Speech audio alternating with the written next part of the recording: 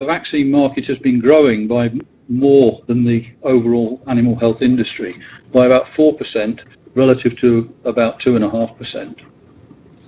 And why has that been happening? It's been happening because of increased international animal production due to demand from the emerging economies, and in particular the BRIC countries.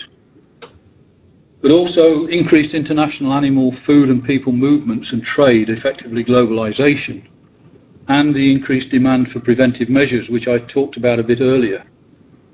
But a significant part of this is the increased regulatory hurdles for pharmaceuticals in food animals, particularly the antimicrobials, but also antiparasitic drugs. The problems are becoming very, very similar. There are also the emerging disease threats we've heard a lot about, particularly avian influenza, blue tongue, for example, Rift Valley fever. Increased attention to zoonoses and the One Health concept. Clearly advances in technology are important, and lastly threat of bioterrorism. But what we've seen is that all this has been reflected in national government and international investment in research and development into infectious disease. What has the industry actually been doing about this?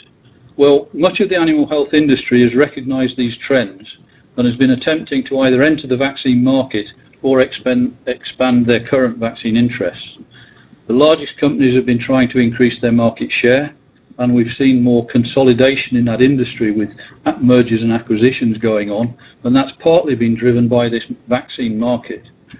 Others are also trying to expand their vaccine market share, and others trying to enter the market. But with some of these diseases, it comes down to who actually pays for this.